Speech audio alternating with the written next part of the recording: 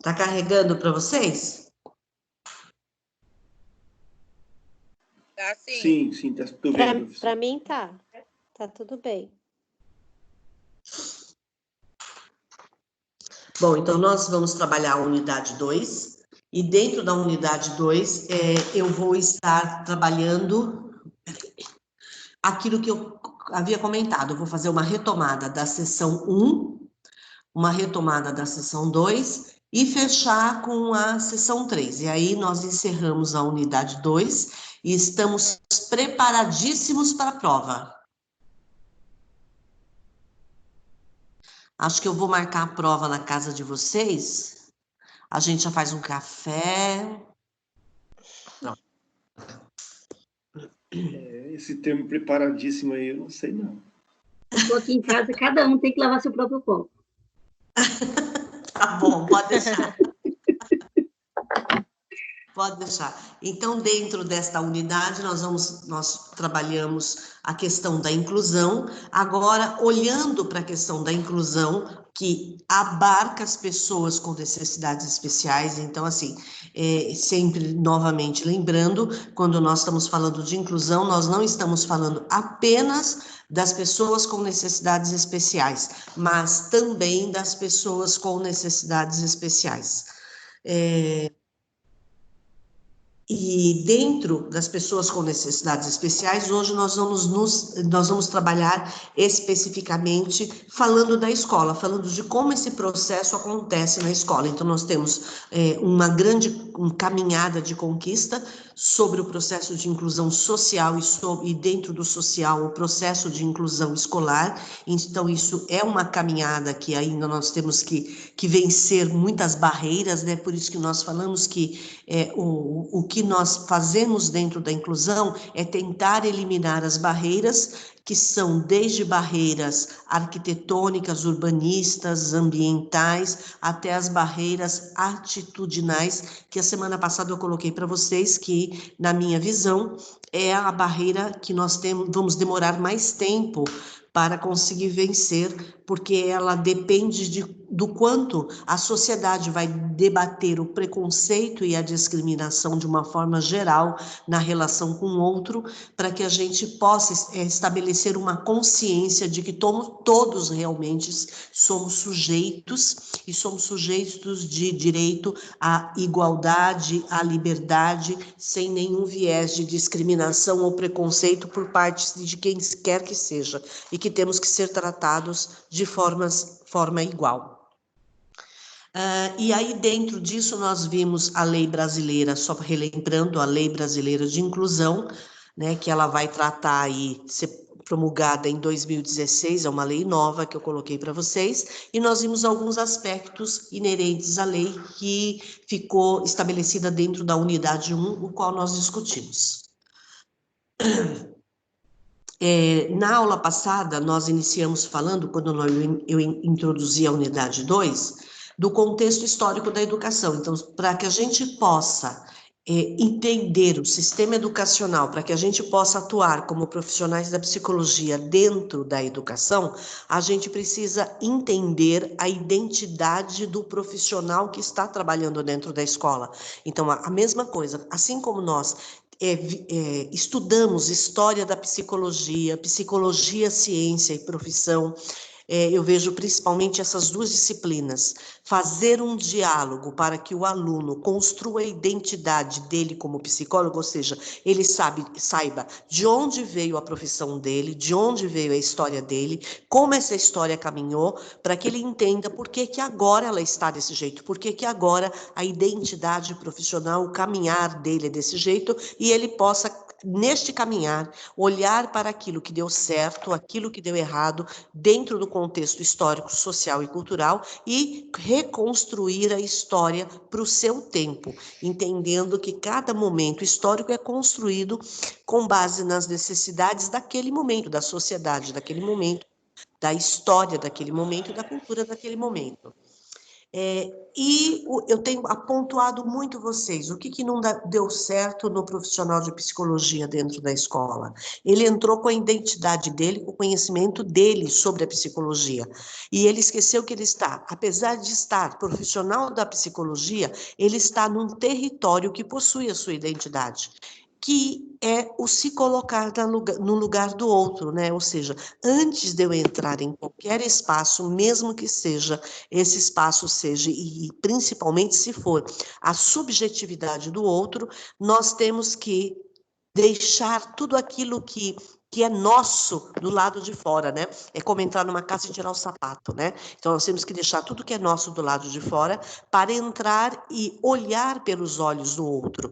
Então, na escola, a mesma coisa. É muito fácil olhar para a escola, numa simples observação de estagiário e sair fazendo um relatório criticando tudo. Inclusive, esse é um dos grandes problemas de estagiários e que hoje a gente orienta muito os estagiários até de pedagogia, porque quando eles faziam os relatórios que entregavam, e esses relatórios, muitas vezes o diretor assinava e o diretor ia ler, estava dizendo mazelas nesse relatório. Por quê? Porque ele viu uma criança correr, a inspetora segurar o braço dessa criança, trazer essa criança para o banco, a outra cair, e ele, na visão dele, tinha distorcido tudo o que tinha acontecido na realidade.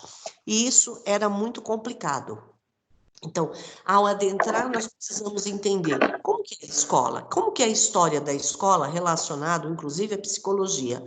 E, para isso, o texto vai trazer o cenário da educação, que é um cenário do quê? De fracasso escolar, né? Após a Revolução Francesa, no século XVIII, nós temos o ingresso maciço da população mais pobre, mais carente dentro das escolas. Nós começamos a abrir os espaços das escolas que antes era apenas para atender a elite, também para a população mais carente, mais pobre, por conta do processo de industrialização. Então, hoje, eu precisava de uma pessoa que soubesse ler e escrever para poder operar uma máquina dentro de uma empresa. Então, na realidade, o setor comercial e industrial começa a exigir medidas. Tem gente com o microfone aberto, gente, não sei quem é, mas tem. Começa a exigir medidas do governo, de modo que torne a escola acessível a todas as pessoas. E com isso nós vamos começar, o governo vai começar a investir em educação, em escolas, vamos dizer, em educação no modo de dizer de escolas, tentando levar os processos de alfabetização o máximo possível para o máximo de pessoas possível. Então, uma sala de aula que eu tinha 5 pessoas, eu passei a ter 30, 40, 45 pessoas, começamos a pensar na educação de jovens e adultos, e no Brasil isso se estabelece fortemente na década de 30, no século XX, né, com o que nós vamos chamar dentro da educação de Manifesto dos Pioneiros, que foi liderado aí, uma das pessoas que liderou esse manifesto foi o Anísio Teixeira e a Cecília Meirelles, que vão trazer uma grande contribuição, porque vão trazer a visão de John Dewey,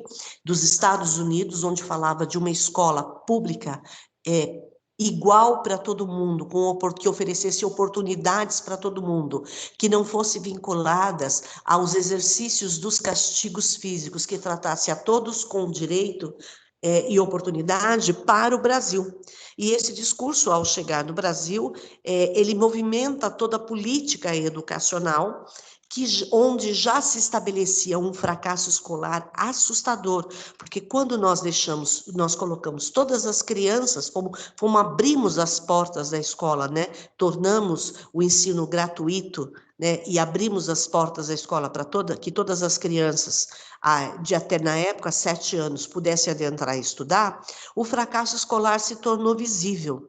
E foi neste momento que a psicologia começa a entrar no Brasil. Então, a entrada da psicologia no Brasil, ela se dá por conta da escola. Olha que interessante. Ela se dá por quê? Porque a escola não consegue lidar com o fracasso escolar. O número de evasão é muito alto por conta do fracasso. O número de retenção de crianças na primeira série, e que nós não conseguimos alfabetizar no início do século XX, não que tenhamos sanado esse problema, tá? Mas o número era muito alto. As salas de primeira série, as escolas eram praticamente primeiras séries, porque as crianças entravam e ali ficavam. E nós não entendíamos por que essas crianças não aprendiam. Então, a psicologia, ela adentra no Brasil por esta porta, onde o profissional começa a trabalhar dentro do que nós vamos chamar de psicologia escolar, justamente para poder dar respostas do que estava acontecendo. Mas quando este profissional adentra, ele adentra advindo de cursos de formação baseados na área da medicina. Então, a psicologia também no Brasil, ela começa vinculado a disciplinas dentro do curso de medicina e a teses de doutorados da medicina que buscavam compreender os aspectos psíquicos e neuropsíquicos que causavam patologias ou que, no momento de uma patologia, poderia piorar um outro estado de saúde dessas pessoas. Então, a porta de entrada foi totalmente da medicina, então totalmente clínica, tanto que o nosso próprio código de ética, o primeiro código de ética, ele vai se estabelecer em cima do código de ética de médico, da medicina, ou seja, nós vamos pegar aí a Associação Brasileira de Psicologia, vai pegar aí na década de 60 o código de ética dos médicos, vai fazer um recorte nele, vai dizer, esse é o nosso código, o qual perpetuou esse código muito pouco, porque ele também não trazia identidade do profissional de psicologia, ele trazia a identidade do profissional da saúde, do médico, né? Então, esse código, em pouco tempo, ele foi refletido, pensado, altamente criticado, porque não estabelecia a nossa identidade. No Brasil, nós também precisamos nos preocupar com a nossa identidade. E este profissional de psicologia, que adentra na escola a partir de 1920, 1930, ele começa a buscar justificativas do porquê essa criança não aprendia na culpabilização da própria criança. Então, na verdade, nós temos que assumir os erros que fizemos. Nós ajudamos o processo de exclusão e segregação dentro do sistema escolar. Inclusive, uma das críticas que os próprios professores vão fazer na década de 60 e 70 é que a própria psicologia era quem mais segregava a sociedade dentro do universo educacional. Por quê? Porque tudo aquilo que nós olhávamos para a criança e dizíamos, se ela não aprende, é problema dela, a culpa é dela. Então, quais os motivos que a psicologia conseguia consolidar para a criança não aprender, né? Um dos motivos era uma questão genética, se o pai não tinha uma inteligência geneticamente saudável, o filho não tinha, então não tinha o que fazer, tinha que mandar para a escola especial, não tinha o que fazer, a questão era genética. Uma outra questão era a questão cultural, então a criança, ela estava inserida no meio cultural muito pobre, que foi o que eu falei para vocês na aula passada, principalmente referente à questão linguística. A criança, ao chegar na escola, ela encontrava um idioma diferente do idioma dela. Apesar de ser língua portuguesa, os idiomas são diferentes, as maneiras regionais de se falar são diferentes. E a escola, ela sempre foi constituída sobre um padrão de linguagem culto, sempre foi constituída sobre isso. Só que esse padrão de linguagem culto não era o padrão de linguagem das famílias, não é o padrão de linguagem da vida social, cultural do brasileiro. Então, quando a criança chegava na escola, ela não entendia nada do que a professora falava, nada, né? Então, e isso realmente acontece até hoje. Mas aí a psicologia dizia assim, olha, o problema é da criança, é a mãe em casa que tem que falar melhor, que tem que usar uma linguagem melhor, não era a escola que deveria acolher a criança na linguagem dela e partir da linguagem dela. Era a criança que deveria, junto com a família, que deveria buscar uma linguagem mais culta e trazer isso para dentro, chegar na escola com essa linguagem. E o outro motivo que eu havia pontuado para vocês na aula passada é a questão da desnutrição.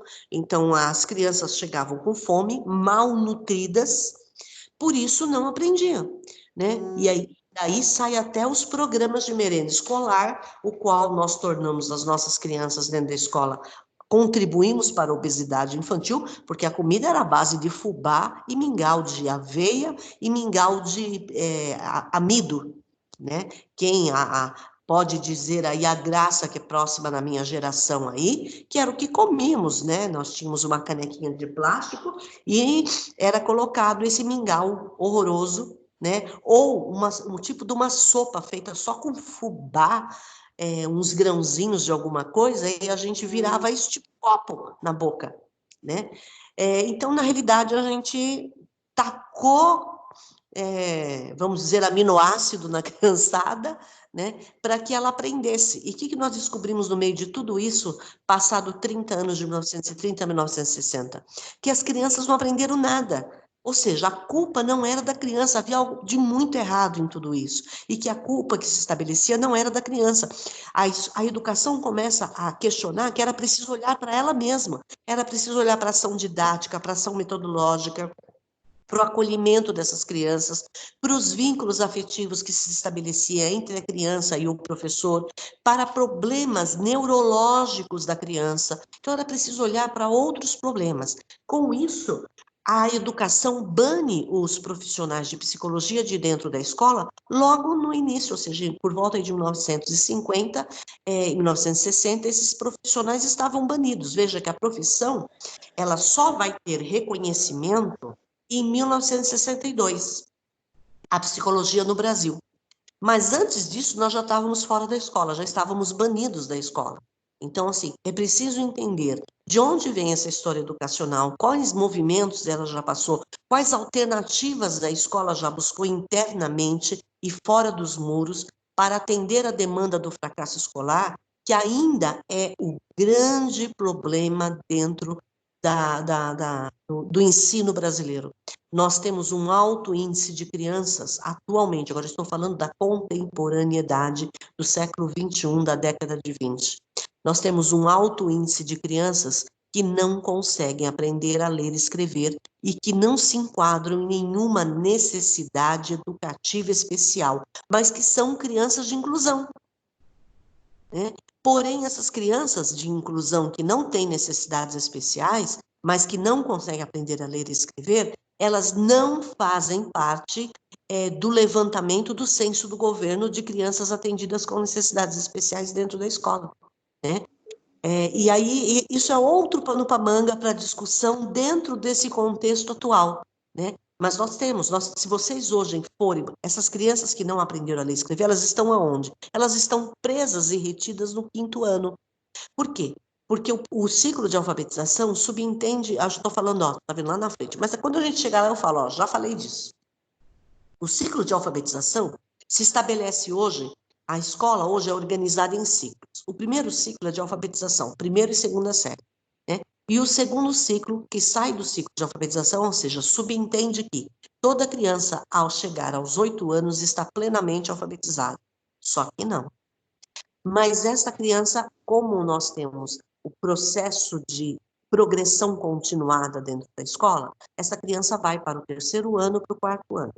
Quando ela chega no 5º ano, ela não pode, nós barramos ela para ela não ir sem estar alfabetizada para o que nós chamamos de ensino fundamental 2. Então, nós inflamos os nossos 5º anos de crianças não alfabetizadas.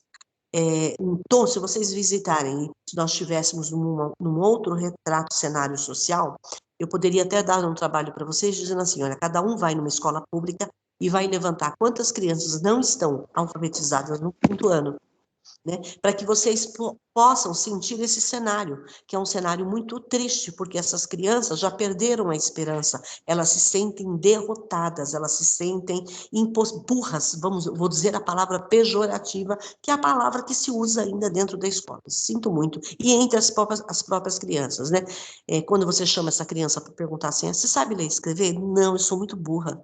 Ela fala assim, é desse jeito que ela fala. Né? Então, nós falamos do não aprender dessas crianças, mas que são crianças saudáveis e que é motivo de trabalho da psicologia dentro da escola para que a gente consiga minimizar os efeitos nessas crianças, mesmo que ela chegue ao 5º ano sem estar alfabetizada, que ela chegue ao 5º ano se sentindo importante, se sentindo um aprendente, se sentindo um sujeito, se sentindo motivada a aprender, gostando da escola, né? Por isso que nós temos uma evasão escolar ainda no Brasil assustadora, que ninguém comenta, né? Então, todo mundo que tem filho na escola, numa situação regular e normal, como um sujeito aprendente, acha que todas as crianças que entram na primeira série, elas vão até o 5º ano, e do 5º ano até o 9º ano. Engano. Nós temos uma margem de evasão do 1º ano para o 5º ano no Brasil assustadora. E aí a gente fala assim, mas espera aí, Solange, você não falou de leis? Não tem lei para isso também? Claro que tem lei para isso também, né? Nós temos aí o ECA, que protege a criança e diz que a criança deve estar inserida dentro da escola e que isso é responsabilidade da família, da sociedade e do poder público, né? E o próprio Política Nacional de Educação, que é de 2011, vai dizer que esta criança tem que estar inserida, e se ela não estiver inserida, cabe à escola acionar os pais, acionar o conselho. Alguém abriu o microfone. Acionar o conselho. Acionar o conselho. Gente, alguém está com o microfone aberto. Eu acho que é o Milton. Pela voz. É a Flávia, professora. Não carrega, mãe. Ai, caramba, de novo. Peraí, gente, desculpa. Flávia. Essas pessoas, o pai tem que ser acionado, mas é só para vocês começarem a olhar para a escola, e quando for na reunião de pais dos filhos de vocês, dá uma olhadinha na organização das salas, tá? Só para vocês sentirem. Então, é assim. Toda escola pública, se você olhar quantas primeiras séries tem, ela tem a base, vou pegar aqui na Grande São Paulo, ela tem a base geralmente mínima de 6 salas de 1º ano, entre manhã e tarde. 6 salas, é o mínimo, né? A escola que eu estou, por exemplo, tem 8, tá? 8 salas. Então, tem 8 salas de 1º ano. As salas, elas estão na sua capacidade de lotação. Quando você olha a tabela de 2º ano, não tem 8 salas, tem 7 ou 6. 2º ano. Quando você olha a tabela de 3º ano, tem 5 ou 6, se manteve próximo do 2º. Quando você olha 4º ano, tem 5. Quando você olha 5º ano, tem 3. 3. Espera aí. Se a escola começou em 2020 com 8 primeiros anos, quantos 5º anos nós teremos daqui 4 anos? 8. Só que não, em nenhuma escola. Nós começamos com 8, mas terminamos com 3 5º anos. Mas cadê essas crianças? Boa pergunta, cadê? Cadê? Porque a escola do lado não aumentou porque ela foi para lá. A outra também não aumentou. Todas diminuíram. O que é isso? Evasão escolar. Né? E que é visível de 1º a 5º, é visível de 6º ano a 9º ano, e ensino médio eu não vou nem falar, né? Porque a minoria adentra no ensino médio. E na universidade em torno de 1% do que entrou no 1º ano. Se pegar o ano base que você estudou no 1º ano, quantos alunos estão na universidade? De 1 a 2% da população que entrou no 1º ano, a quantidade de anos atrás referidas, para chegar no ensino universitário. Onde estão essas crianças? Trabalhando, na rua, em casa, porque a grande maioria não suporta a escola, porque a escola não é feita para ela. A escola, no Brasil, ela ainda é feita para atender a criança que aprende sozinha, a criança que não tem nenhuma dificuldade de aprendizagem, a criança, vamos colocar assim, a criança da classe média, média alta. A escola, apesar de estar lá na periferia, ela ainda continua com problemas que ela precisa resolver dentro dela, que se refere à classe média, ao atendimento de alunos que aprendem naturalmente. Então, nós não expulsamos verbalmente, nós não expulsamos documentalmente essa criança, nós não segregamos ela documentalmente, mas nós segregamos quando trabalhamos uma metodologia que não atende à necessidade e à dificuldade daquela criança. Então, ela vai para a escola, ela vai perdendo a motivação, ela vai perdendo o desejo pelo conhecimento. E quando ela vai perdendo esse desejo, ela vai deixando de ir à escola. Olha, eu dando aula de psicopedagogia para vocês, né? Ah, Solange. Ela vai deixando de ir para a escola e vai gerando o que nós vamos chamar de entraves psíquicos no aprender dessa criança. Porque uma criança ou um adulto, ele só aprende se ele tiver o desejo pelo conhecimento. Sem o desejo pelo conhecimento, ninguém ensina essa criança, né? E lógico que diante do desejo, outros fatores vão adentrar, né? A questão metodológica que o professor utiliza faz diferença, total diferença. Acontece que nós utilizamos uma metodologia só em sala de aula para atender todas as crianças. Por quê? Porque é uma demanda de crianças muito alta para apenas um professor em sala de aula. Então, não tem como, muitas vezes, esse professor utilizar-se de várias metodologias. E entre outras coisas também que impedem isso. Tá vendo? Eu já fui falando sem mudar, né? Até falei da psicologia, que vai se regulamentar só em 1962 no Brasil, mas quando ela se regulamenta, nós já estávamos fora dessa área de atuação. E agora, é interessante que quando a gente olha na contemporaneidade, a gente olha nas leis agora, a gente vai discutir a educação brasileira agora, e a gente vai dizer, então, o papel do psicólogo, né? Mas por que que o psicólogo, se a gente diz tanto da importância dele, nesse contexto, por que não ele não está lá dentro? Porque nós temos uma história que não deu certo.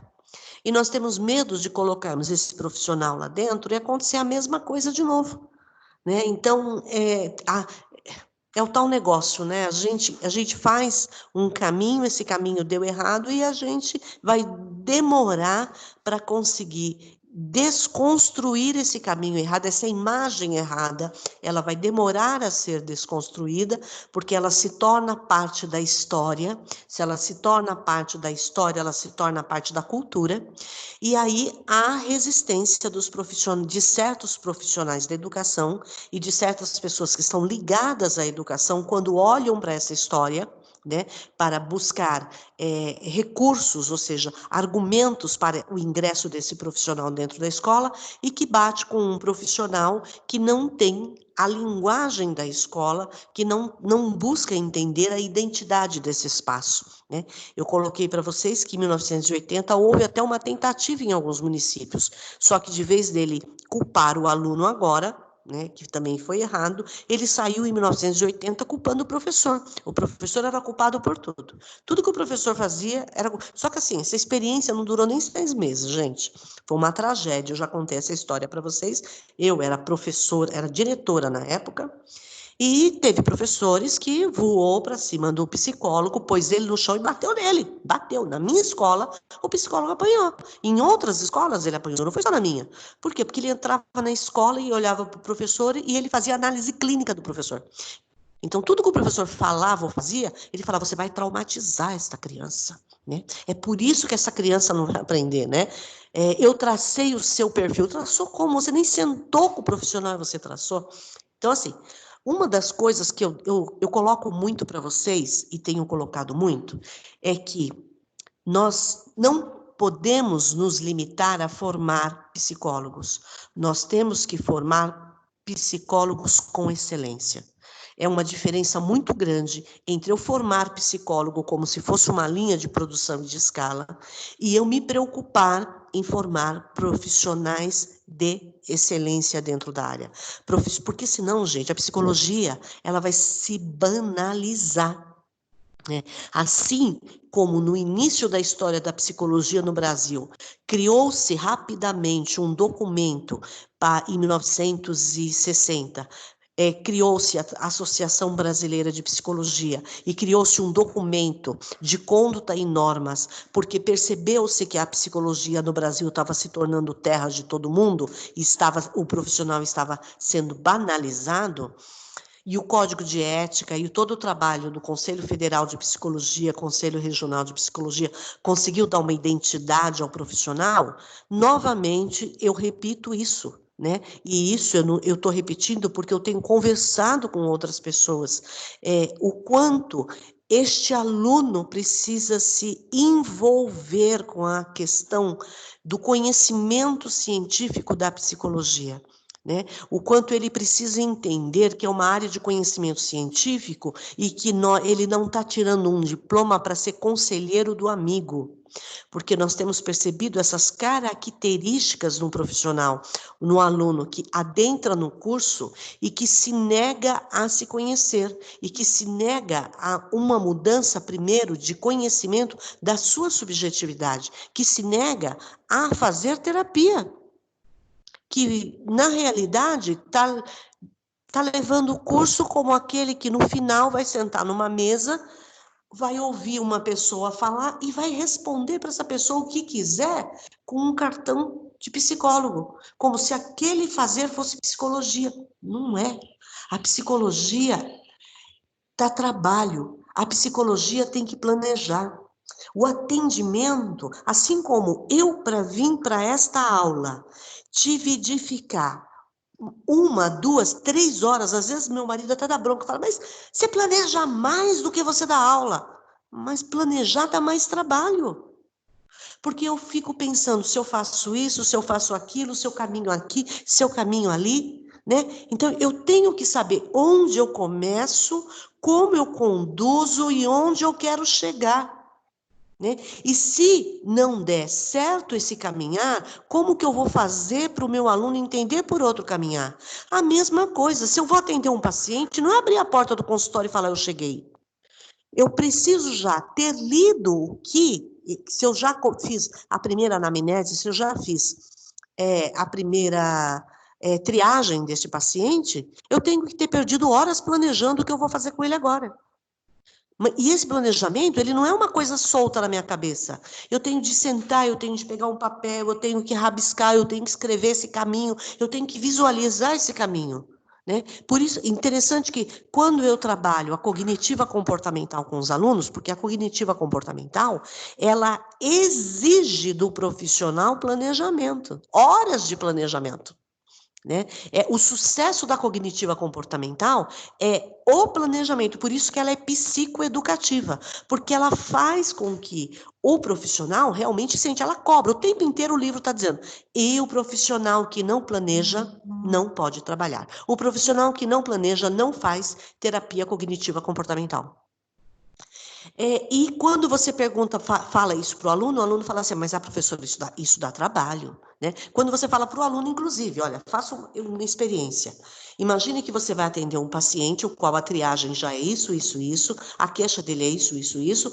Faça um planejamento para mim e me entregue de como você faria a próxima sessão. Sabe o que eu ouço do aluno? Do aluno nosso aqui, ó, nosso.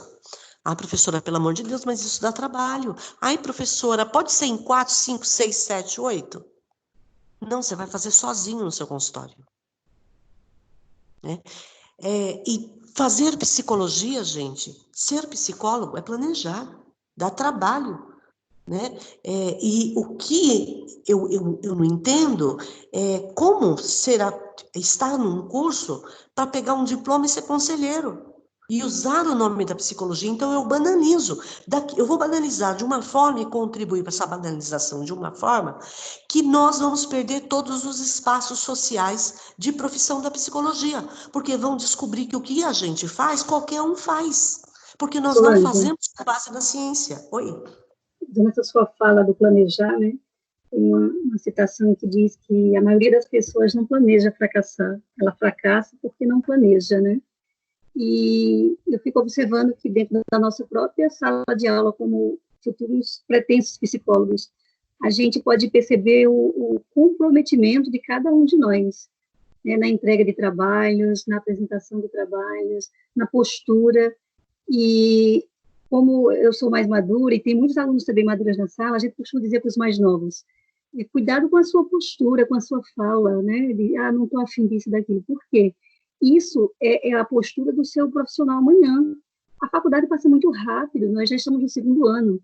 Se eu só pensar em me comprometer, em me tornar uma pessoa mais madura e séria no meu estudo, quando eu estiver no 10º, né, no 10º semestre, né, eu vou ser que tipo de profissional? Será que eu, falando de cada um de nós, será que eu vou poder indicar um colega meu de sala de aula para um amigo, vendo a desenvoltura dessa pessoa hoje. Então, isso também é planejamento.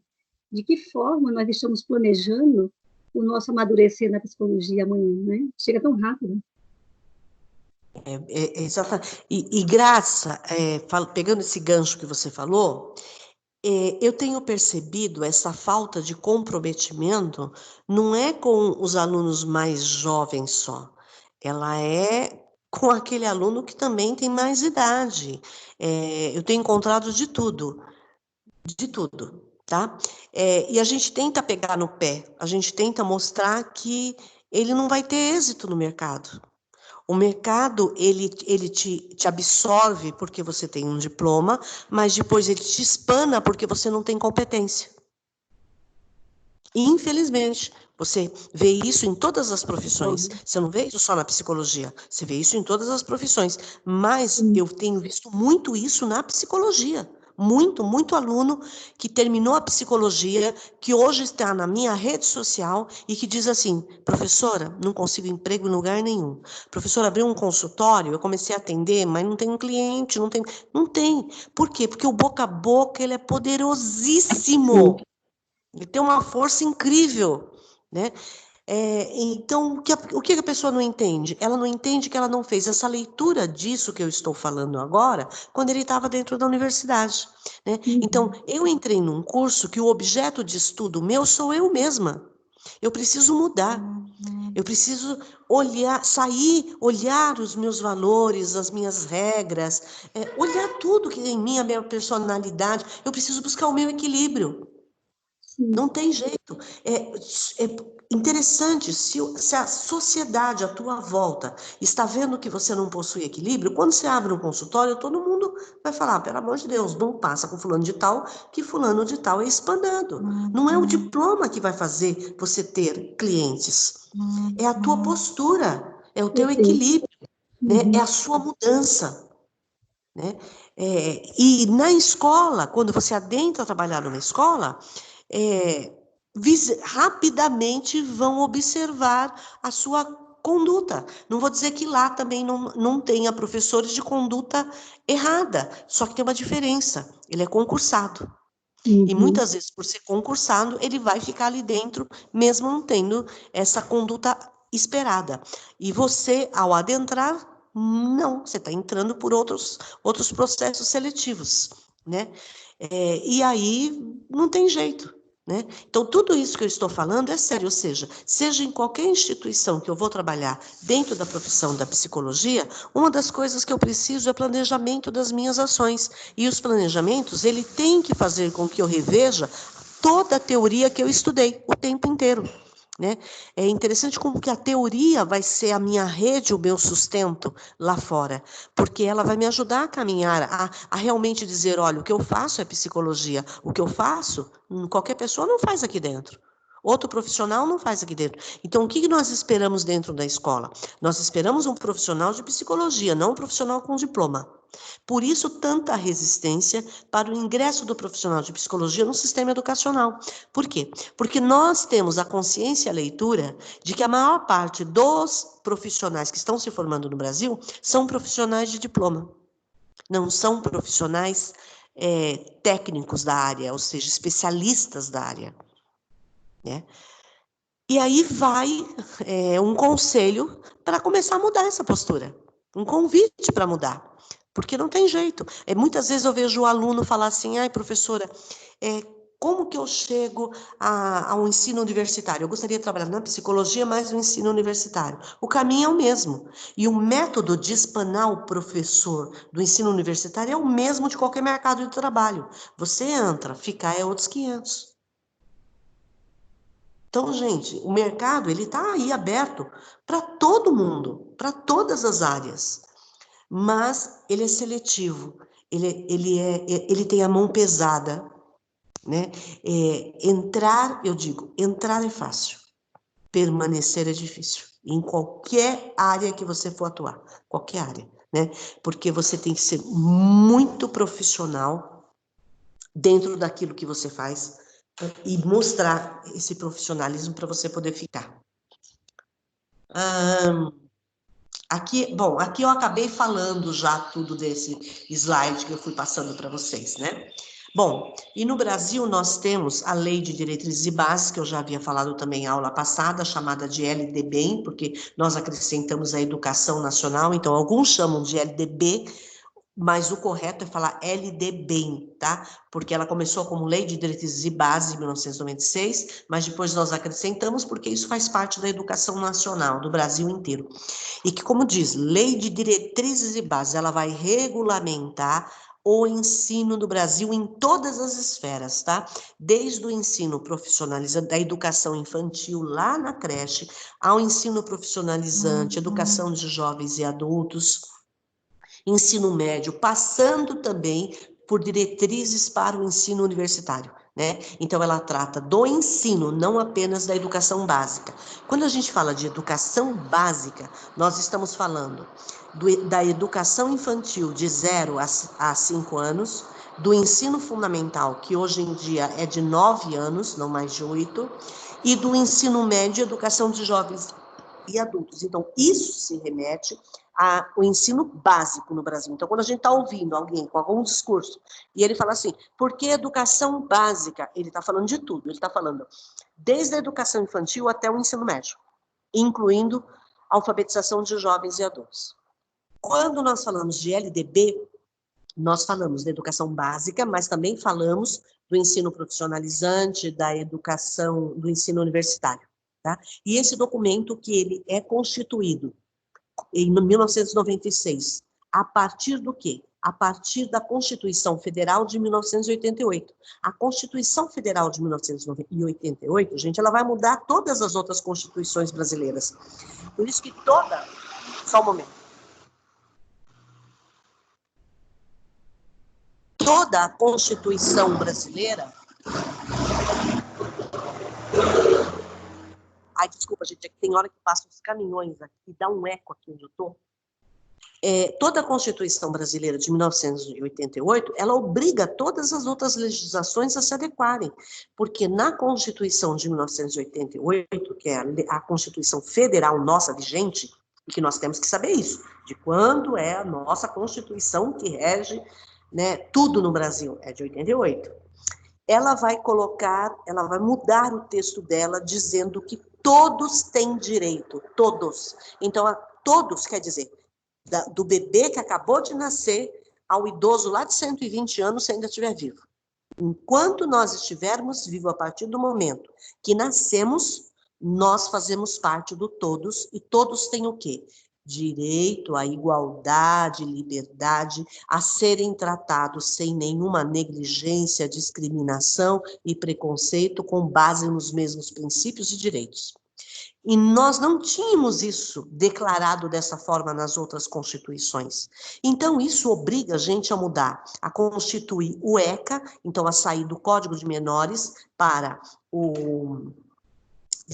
o ECA, obriga nós a revermos a nosso Código de Ética. O Código de Ética foi revisto a partir da Constituição Federal, o último que nós temos, né? Porque ele coloca isso em posição diferente. Então, nós mudamos o nosso Código de Ética, com isso construímos todo o Estatuto do Idoso. Então, nós temos aí o Estatuto do Idoso também com base nessa Constituição.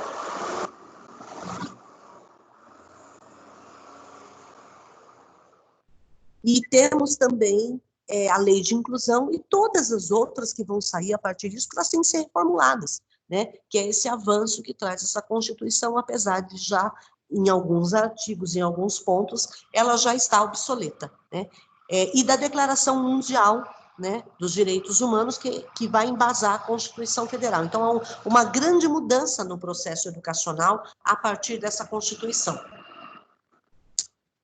A Lei Brasileira de Inclusão, eu coloquei até aqui, Lei Brasileira de Inclusão e Surdez, porque eu pedi um trabalho para vocês, para me entregar segunda-feira, referente ao olhar que eu quero que vocês tenham sobre a comunidade surda. Eu falei 11 mil, acho, no trabalho, eu comentei que nós temos 11, não, nós temos 11 milhões de surdos no Brasil, porque o surdo, não chame ele de deficiente, você apanha dele, porque a surdez não é uma deficiência, ele é surdo. Deficiência auditiva é para as pessoas que têm perda auditiva. Então, ele é um deficiente auditivo. Então, ele tem perda auditiva no ouvido direito, no ouvido esquerdo, ou baixa audição. O surdo, ele é surdo, né? Tanto que eles se classificam como a comunidade surda. Nós não somos deficientes, nós não temos deficiência. Nós temos surdez, é diferente de ter deficiência. Eles diziam, nós temos surdez. E é interessante que esses dias, sentada na minha casa, eu comecei a pensar em vocês, em trabalho, e só que eu ia dar algo até mais um pouquinho amplo. Mas, gente, como que nós estamos levando as informações para esta comunidade? Será que nós estamos tendo um discurso em educação especial de inclusão e nós estamos esquecendo que estamos olhando por um processo de segregação? Então, por isso que eu dei esse trabalho para vocês. Eu quero que vocês me digam isso, que vocês olhem para esse cenário, que vocês olhem o quanto vocês estão visualizando nas mídias, nas redes sociais, alguém traduzindo tudo em código de Libras. Porque eles precisam saber, é um direito, olha lá na Constituição Federal, é um direito. Olha na Lei Brasileira de Inclusão, é um direito. É um direito deles saber que ontem nos Estados Unidos morreram 760 pessoas, assim como eu tenho esse direito eu tive esse direito de saber. Né? Só que eu quero saber quem está fazendo isso. Né? Então, por isso que eu pedi um trabalho e eu coloco aqui, né? Que entende-se que o surdo deve ser exposto o mais precocemente possível a uma língua de sinais, por ser identificada como uma língua acessível. Então, na realidade, a escola, ela tem de começar a ensinar a língua de sinais para a criança com surdez. Ela deve ter um profissional da área, não apenas como tradutor na educação básica, mas essa segunda língua tem de ser ensinada, tá? Por isso que a gente fala que na realidade, é um ensino bilíngue, né, para ele, porque ele aprende através da linguagem de sinais, que é um idioma, não deixa de ser um idioma, é um idioma, e é um idioma de comunicação que ele deve aprender aonde? Dentro da escola. Nós temos aqui na Grande São Paulo escolas que são escolas onde as crianças da comunidade surda são encaminhadas para esta escola, é uma escola de ensino básico regular, e dentro o professor é um profissional que dá aula em Libras, ensinando Libras às crianças. Mas a gente está falando daqui, gente. Isso acontece aqui na Grande São Paulo, não posso dizer que não. Mas fora da Grande São Paulo, eu acredito que isso não existe. Por quê? Porque nós não temos profissional em Libras. Né? Nós temos uma defasagem deste profissional no mercado enorme. Tanto que, por que num curso não tem Libras presencial? Porque não tem professor. Só por isso. Né? Fica aí o conselho, né? Aliás, eu trouxe uma aluna deficiente auditiva, uma aluna que não é deficiente auditiva, desculpa, uma aluna que ela aprendeu Libras há muitos anos atrás e que ela se dedica a conversar com a comunidade surda, que é uma aluna fofa que eu tenho, que veio inclusive à noite fazer um trabalho na sala de aula explicando a importância de falar em Libras. Ela não é deficiente auditiva e não tem ninguém na família dela. Ela teve desde cedo o desejo de conversar com essas pessoas e ela foi aprender sozinha. Né, e depois ela fez cursos. E ela é uma expert nisso. Nossa, ela fala com as mãos, ela nem percebe que ela está falando com as mãos, ela diz que já não consegue mais falar só com a linguagem oral. A mão tem que estar junto, porque isso faz parte da vida dela. E hoje ela tem um grande envolvimento com essa comunidade. E é aluna nossa, não da psicologia, mas é aluna da pedagogia. Eu conheci ela através da pedagogia. E ela pontua essas questões, né, desse profissional que não existe para dar aula, por exemplo, na graduação. né? Não tem psicólogos para atender o deficiente auditivo ou surdo. Não tem. Ela fala, não tem. Ela fala assim, olha, eu tenho amigos, inclusive ela citou o nome de alguns, né, colocou da rede social que ela tem a rede social do WhatsApp para a comunidade surda, eles só se falam por videochamada. E ela pertence a esta comunidade. E ela diz, olha, muitos procuram, né, porque o surdo também tem problemas psíquicos, né, problemas emocionais, aliás, mais do que nós, mas nós não temos quem atenda, não tem. Se a gente falar assim, qual psicólogo? Não tem, né, e aí você vai colocar a mãe dentro do consultório para traduzir, não pode, né, então fica aí, né, jogado ao vento para vocês, que é uma lacuna gigante no mercado profissional de psicologia. Psicólogos que dominem Libras. É muito grande. Porque com o deficiente visual nós não temos esse problema. Ele é só visual, ele ouve. Então, nós atendemos ele a mesma coisa que atendemos qualquer outra pessoa, não há diferença nenhuma. O problema é a comunidade surda. Como que nós vamos atendê-la, né? Então, a lei, ela vai dizer que esse profissional tem que estar dentro da escola. O grande problema é que se não existe o profissional no mercado de trabalho, como é que ele vai estar dentro da escola? Né? A universidade tem uma dificuldade imensa de contratar esse profissional para fazer trabalhar como intérprete dentro da faculdade, quando nós temos um aluno surdo na faculdade. E nós temos. Né? O curso de psicologia já teve, curso de letras, o curso de fisioterapia também tem, né? Isso estou falando na atualidade. Né? E esses alunos precisam de intérpretes.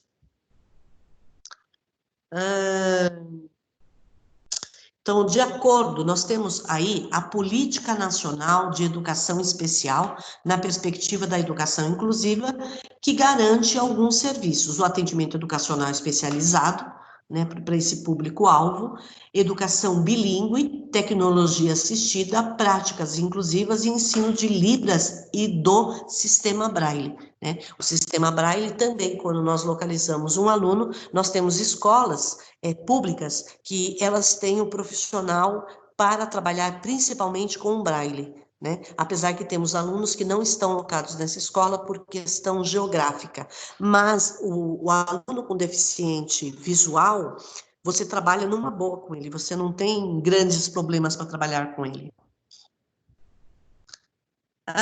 E aí nós falamos ainda na aula passada de serviços oferecidos na educação especial, na perspectiva da educação inclusiva, e nós falamos aí do AE. A semana passada nós falamos do atendimento educacional especializado, que é um profissional da área da educação que deve ter uma especialização aí em psicopedagogia ou em educação especial, que trabalha nesta sala, e que essa sala ela foi criada por um decreto, o decreto 7.611 de 2011.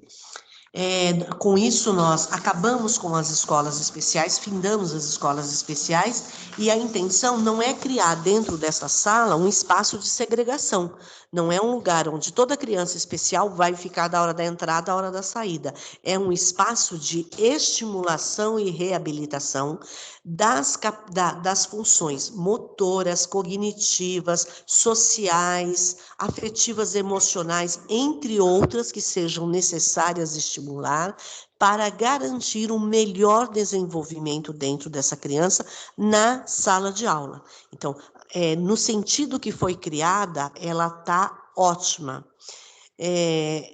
Porém, não tem sido muito funcional. Eu acho que a gente ainda vai ter que aprender muito em como esta sala vai fazer a gestão disso dentro da escola. Eu acho que a própria escola está aprendendo com isso, os próprios profissionais envolvidos com a AE, neste momento, estão aprendendo com isso. Toda a lei constituída, e essa lei é uma lei nova de 2011, ela não é tão antiga, a forma que ela coloca é legal, mas eu acho que esse profissional e a escola tem muito a aprender ainda em como realmente isso pode ser funcional dentro da escola, porque neste momento tem o espaço, o que não tem, a funcionalidade.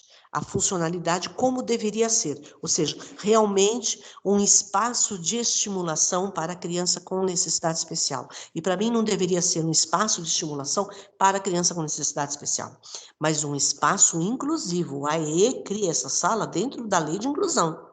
Então, esse espaço é um espaço inclusivo, é para estimulação de todo aluno, ao meu ver, que é de inclusão e que naquele momento, seja por uma questão, uma limitação temporal ou atemporal, né, instalada, essa criança precisa de estimulação naquele momento.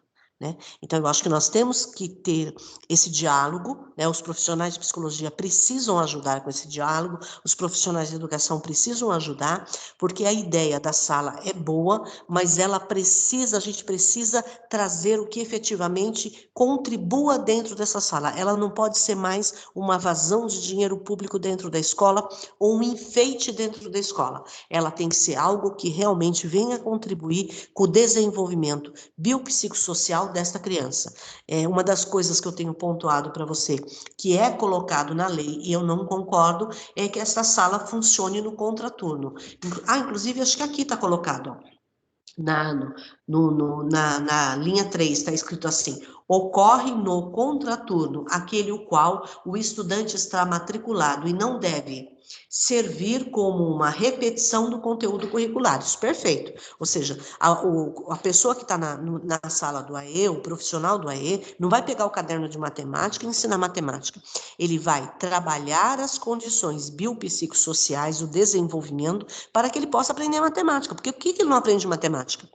Porque há falhas no desenvolvimento cognitivo dele, na atenção, na memória, na percepção, no raciocínio. Tudo isso nós vimos lá em Piaget, no desenvolvimento humano 1, vocês viram. Eu acho que vocês estiveram comigo ou com a... Acho que foi com a Denise, não sei. Mas vocês tiveram, não interessa, vocês tiveram, tá? Então, eu tenho que trabalhar as ferramentas cognitivas, né? As ferramentas afetivas, para que esta criança possa se desenvolver em sala de aula e aprender. A aprendizagem, ela não está condicionada à repetição do exercício de matemática, mas à estimulação de regiões psíquicas, de regiões neurológicas que vão possibilitar o entendimento da matemática. Eu estou usando a matemática como exemplo, mas poderia ser qualquer uma outra coisa. E o que eu vejo que ainda precisava mudar, está na lei o contraturno, tá? Mas uma coisa que precisava mudar nesse sentido, que não tem dado certo, é o contraturno. O contraturno já se mostrou ineficiente. Já se mostrou, não tem nem mais o que discutir, né? Isso tem que ser dentro do turno que a criança estuda, ou seja, como num determinado momento ele tem aula com especialista de artes, de inglês, de informática, de educação física, este aluno num determinado momento tem mais esse especialista dentro da sala de aula para ajudar ele na estimulação, né? Que é esse profissional da sala do AEI. Aí, o que é o objetivo desta sala, né, que é prover condições de acesso e participação de aprendizagem no ensino regular, garantir a transversalidade do conhecimento dentro do ensino regular, fomentar o desenvolvimento de recursos didáticos e pedagógicos, que eliminem as barreiras no processo de ensino-aprendizagem, principalmente a lei vai colocar muito isso, que esse profissional da sala do AE, ele é um profissional que tem que localizar quais são as barreiras dentro da escola que impedem essa criança de participar do processo de inclusão e eliminar essas barreiras, né? E aí vai de todas as barreiras, né? Das urbanísticas, arquitetônicas, ambientais, às atitudinais, né? Cabe a este profissional verificar quais são as barreiras aqui dentro do nosso ambiente, né? Esse profissional do AE, e fazer com que essas barreiras sejam sanadas para garantir o processo de inclusão. Assegurar condições para a comunidade de estudo e demais níveis, etapas e modalidades de ensino, ou seja, garantir o acesso dele em todas as modalidades. Isso aqui eu já havia falado. Plano de ensino individualizado também eu tinha falado, mas vou falar mais um pouquinho, né? Que esse plano de ensino individualizado, ele deve ser construído num processo de colaboração. Quem deve ser o responsável é o profissional da sala do AEE. Então, nós temos um currículo, né? A partir do plano decenal de educação, nós tiramos o currículo, ou seja, o que vai ser, que nós chamamos de plano anual com base curricular, que é a base curricular, do que nós vamos ensinar para vocês no curso de psicologia, não muda nada, gente, curso de psicologia, 3º semestre, né? Então, o que nós vamos ensinar por curso de psicologia no 3º semestre? Aí nós temos a grade curricular.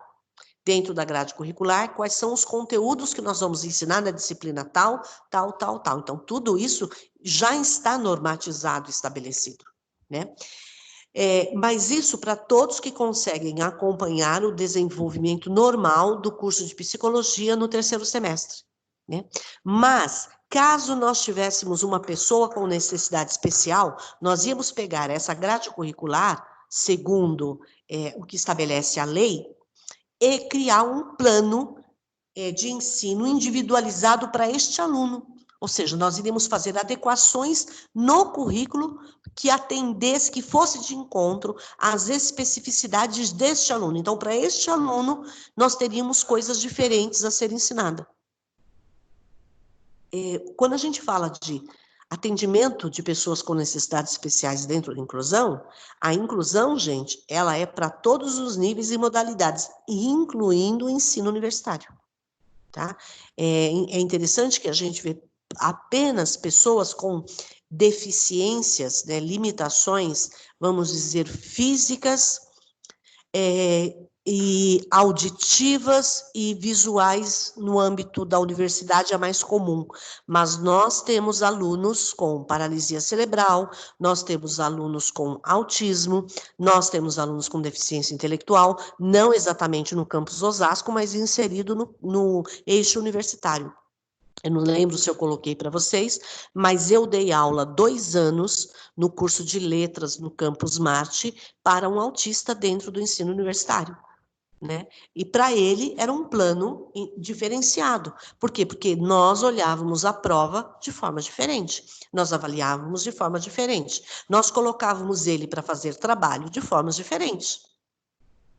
Né? Havia toda uma preocupação em volta dele. Inclusive, foi o único caso de autista dentro do ensino universitário que eu atendi.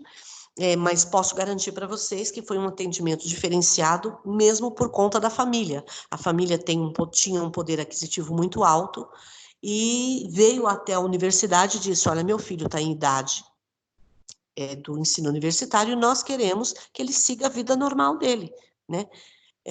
Então, a família dava um suporte fantástico, a família entendia porque o que ele conseguia compreender, o que ele não conseguia. Então, foi uma experiência muito linda, muito bonita. Eu acredito que valeu muito a pena, mas a família estava acompanhando por trás, desde o momento da matrícula, de conversar com nós, professores, como se fosse o ensino médio, que o pai chega na porta e fala assim, aliás, no ensino médio não se faz isso, no ensino médio, o jovem já está abandonado pela família. No ensino fundamental 1, né, o pai era muito presente. Eu não lembro de ter visto muito a mãe, mas muito o pai, né, que vinha até buscar ele, porque o pai levava e o pai buscava. Na verdade, não era o pai, era o motorista. Mas que chegava e perguntava para a gente, aí, como que ele está, professora? Né? E o pai não perguntava como que ele está na questão do desenvolvimento cognitivo, mas como que ele estava se integrando, interagindo junto aos demais colegas da mesma idade que ele, que era isso que o pai queria. O pai queria que ele tivesse uma vida mais próxima do normal possível, e ele tinha, com certeza. Então, nós temos que elaborar esse plano para cada necessidade especial. Mas não é só elaborar no papel. A gente elabora esse planejamento para que na sala de aula a gente possa trabalhar de formas diferenciadas com essas crianças. E aí foi o que eu falei para vocês a semana passada, que foi assim, o meu desabafo, né, com vocês, que eu disse assim, isso está correto, essa criança tem que ter um plano realmente individualizado. Porém, do plano a trabalhar na sala de aula, esse professor não pode estar sozinho na sala de aula, esse professor tem que ter um outro auxiliar, seja um estagiário, mas ele tem que ter, da hora que entra, da hora que sai, um profissional junto com ele, que ele oriente como estar trabalhando com aquela criança naquele momento, porque é impossível que ele esteja trabalhando com os demais, e eu falo para vocês isso por experiência própria do sistema educacional que eu vivo. Não tem como, você é um, não dá para ser 4, não dá. É impossível ser 4, é impossível ser 3, e é impossível ser 2, é impossível, não dá, né? Então, assim, você faz o planejamento, mas você faz uma escolha todos os dias, que é um desabafo que, na realidade, eu fiz com vocês aula passada. Eu disse que tem dia que eu sinto vontade de chorar, e eu sou chorona, eu choro, porque essa escolha, para mim, ela é muito injusta. Cabe também ao profissional, né, que está atuando, que na realidade a gente está colocando esse profissional da sala de AE como sendo quem? Como sendo um psicólogo, que é o que devia ser, né? Então, quem deveria estar lá na sala do AE? Um psicólogo. Está? Não, não está. Mas a gente está falando aqui ao pé da lei, imaginando que este profissional seja um profissional de psicologia para atender as demandas da escola, e entre as demandas, qual o espaço dele dentro da escola. Eu não preciso criar uma outra sala para ele, escrita sala de psicologia, ele já tem a sala dele lá, é o AEE, é o atendimento educacional especializado, a sala dele está lá, né? Só falta ele, eu não entendo, criamos a sala e ele está faltando ele. E esse profissional também faz, para poder ajudar a construir esse plano individualizado, nós precisamos primeiro fazer o quê? Fazer um processo de avaliação com essa criança individualizada, ou seja, é preciso que esse profissional do AE tenha competências e habilidades para avaliar esta criança no seu desenvolvimento cognitivo, afetivo, social, psíquico, motor. É preciso uma avaliação ampla do que essa criança é capaz de fazer, o que ela já faz. O que ela é capaz de aprender dentro da especificidade dela neste momento, né? Por quê? Porque isso vai construir esse plano individualizado, esse plano de ensino individualizado, porque daí você vai poder chegar para o professor e dizer, olha, esta criança, ela já é capaz de fazer isso, no quesito motor, físico, vamos colocar aí para a gente simplificar a fala, biopsicossocial, tá? Ela tem condição, dentro da limitação da síndrome ou do transtorno dela, de aprender isso esse semestre, ou de desenvolver isso esse semestre. Então, nós vamos, esse semestre, trabalhar em cima disso com ela. Então, de repente, ela tem uma síndrome ou um transtorno com déficit intelectual, o qual todas as outras crianças que estão, vamos imaginar, numa segunda série, estão aprendendo as operações matemáticas de divisão e multiplicação, mas ela não tem condição. Mas ela tem condição de, nesse semestre, memorizar o nome dela. Então, nós vamos trabalhar o quê? O nome dela. Ela tem condição de reconhecer as cores secundárias agora, porque ela já conhece as primárias. Então, vamos trabalhar agora as secundárias. Gente, isso é um avanço imenso para essa criança. Mas, para isso, eu preciso de um professor que esteja trabalhando na sala de aula, sobre a minha supervisão, as cores secundárias. Porque com as outras crianças, eu preciso estar trabalhando a divisão e a multiplicação. Percebeu? É muito distante uma coisa da outra, dentro da sala de aula. Então, esse profissional também precisa fazer uma anamnese com a família e, muitas vezes, uma entrevista também com esse professor, para saber o que esse professor conhece sobre esse transtorno e essa síndrome.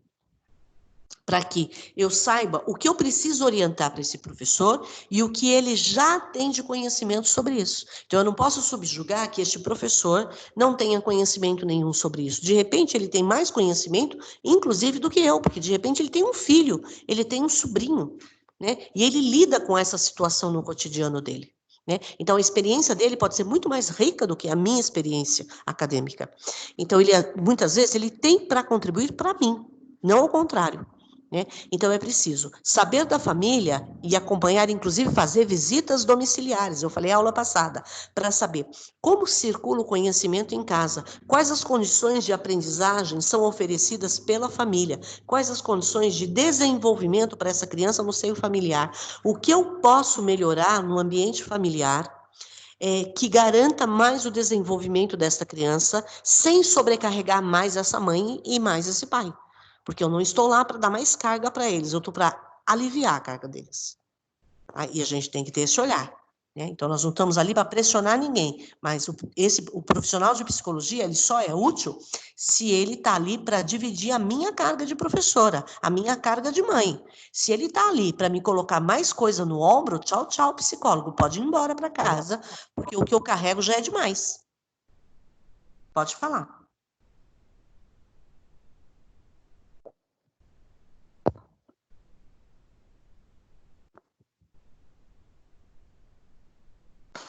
Bom, então vamos lá.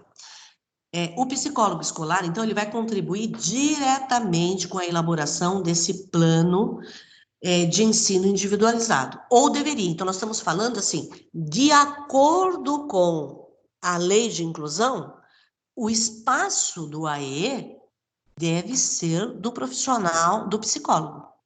Porém, quem é que está ocupando esse espaço? Um professor, porque eu pago um professor como um professor de educação especial e não pago um profissional de psicologia, né? Quem deveria estar? Ao meu ver, o professor do AE, que é o professor que nós chamamos de inclusão, mais o psicólogo, para poder atender às demandas gerais da escola, inclusive as demandas do processo de inclusão. Este é o espaço. O psicólogo, ele vai sugerir que o psicólogo, ele pode trabalhar como consultor colaborativo, também foi falado na aula passada, tá? Ajudando no processo de inclusão dessas crianças com necessidades especiais e em toda a inclusão dentro da escola. Quando a gente diz colaborativo, a palavra já diz aquele que colabora, não é aquele que vai dar mais peso, mas é aquele que colabora, aquele que orienta, aquele que auxilia na construção do plano de ensino individualizado, auxilia o professor do AEE, por isso que o professor tem que estar no AE para fazer a estimulação, porque se eu colocar o psicólogo para fazer a estimulação, ele não vai dar conta de atender as outras demandas. Então, é ele que vai, na realidade, orientar o professor do AE, né? Ou seja, e capacitar esse professor quando necessário, e capacitar o professor da sala quando necessário, né? Fazendo todo esse trabalho de ponte com a família, de visita domiciliar. Então, assim, ele tem uma área de atuação que, inclusive, muito legal, que o texto coloca assim, que o psicólogo, ele precisa ter normatizado a atuação dele dentro da escola, para que ele saiba qual é o papel dele, porque não é o papel de um clínico, não é o papel de um psicólogo organizacional de RH. Então, ele diz, é preciso normatizar esta ação que não está normatizada, né? Por isso que ele discute no texto o que esse psicólogo deve fazer, para que, em cima disso, tanto profissionais da educação quanto profissionais da psicologia cobrem essa normatização do papel do psicólogo escolar. Então, nós não temos essa normatização, ou seja, algo que diz qual a conduta dentro da escola de um profissional, qual a atuação, até onde ele pode ir e aonde ele esbarra no trabalho do outro. Eu preciso deixar isso claro, para que esse psicólogo não seja invasivo, e nem para que eu, enquanto professora, invada o espaço dele. Então, nós precisamos ter essas limitações. E ele diz, esse trabalho é um trabalho colaborativo, de consultor colaborativo. E aí ele vai falar que algumas escolas contratam esse serviço, mas, na realidade, nós deveríamos ter. Uma outra coisa, ele vai dizer que esta colaboração, ela pode ocorrer em dois formatos, a lei permite em dois formatos. No modelo do coensino e na consultoria colaborativa. A consultoria colaborativa, seria justamente esse trabalho, que é esse segundo tópico que eu estou falando, seria justamente esse trabalho desse profissional de psicologia que trabalha na sala junto na sala do AEE, mas que ele colabora com todos os pares para garantir o processo de inclusão e as demandas de inclusão dentro do âmbito escolar. Então, ele é um profissional que vai ajudar a construir o plano, ele vai ajudar fazendo a avaliação biopsicossocial desta criança, vendo, por isso ele tem de conhecer, ele tem que ter conhecimento do que é currículo, de quais os conteúdos curriculares são trabalhados naquela série, mas quais as especificidades daquela síndrome, quais as limitações dela e o que verdadeiramente a escola pode ensinar e contribuir para a autonomia desta criança. Então, ele tem de conhecer muito bem os meios vigentes e a legislação dentro da escola para ele poder dar essa consultoria. Então, eu só sou um consultor quando eu sou um especialista, eu conheço esta área, eu conheço esse setor, eu conheço, vamos dizer, a dinâmica de trabalho dessa instituição. Caso contrário, não existe consultoria. A consultoria, ela aprimora, ela leva o trabalho a um trabalho de excelência. Então, ele atua nesse sentido. E no modelo de coensino, o professor de educação especial e da sala de aula comum, a sala de aula regular, eles compartilham as responsabilidades de planejar, aplicar e avaliar os estudantes. Então, esse professor do AEE, ele estaria trabalhando com um professor de sala de aula dentro do modelo do coensino, então, junto com o professor. Então, mesmo dentro da sala de aula, o aluno não vai até o AEE, né? No modelo de coensino, que ainda só existe na lei, mas não existe oficialmente, essa pessoa do AEE, ela iria até a sala de aula e trabalharia junto com esta criança na sala de aula. Nossa, isso seria luxo, né? E ele deixa essa possibilidade de se trabalhar com o coensino, mas ele mesmo fala, esse modelo ainda não temos no Brasil, mas é um modelo possível, né? Ou seja, esse profissional do AEE, a criança não ir para a sala dele, mas ele fazer o planejamento, a avaliação, tudo junto com o professor da sala regular, e trabalhar com essa criança na estimulação dentro da sala regular, com as demais crianças junto do professor. Nós chamamos o coensino também de ensino colaborativo, diferente da consultoria colaborativa, tá? Não confunde uma coisa com a outra. Consultoria colaborativa é aquele profissional que vai fazer pontes, né, dando suporte para que o processo de inclusão aconteça. Ensino colaborativo é o mesmo que coensino, que por sua vez envolve professor da sala de aula regular e o professor de educação especial, que é o professor lá do AEE, atuando conjuntamente em uma mesma sala, compartilhando objetivo, recurso, planejamento, avaliação de maneira similar. É considerado como modelo de prestação de serviço da área da educação especial que favorece processo de inclusão escolar do seu respectivo público-alvo. Contudo, no âmbito nacional, este modelo ainda não é reconhecido e implantado. Tá? Então, tá tudo aí bonitinho para vocês. Aí eu coloco para vocês saberem, ou seja, como surgiu o coensino, ou seja, como que, apesar disso não ser implantado, né, esse ensino colaborativo ou coensino é uma ideia legal, e aí eu vou estar colocando aqui para vocês rapidamente como que na realidade ele surge também de algumas experiências dentro do ensino, da educação especial, e é funcional, porém funcional se nós tivermos essa pessoa para ir à sala de aula.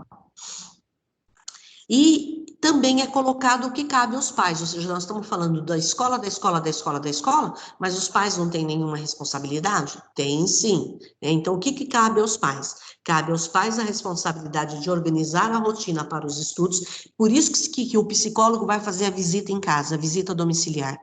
O que ele vai averiguar? Ele vai averiguar justamente esses aspectos. São esses aspectos que são importantes o psicólogo escolar se atentar na casa.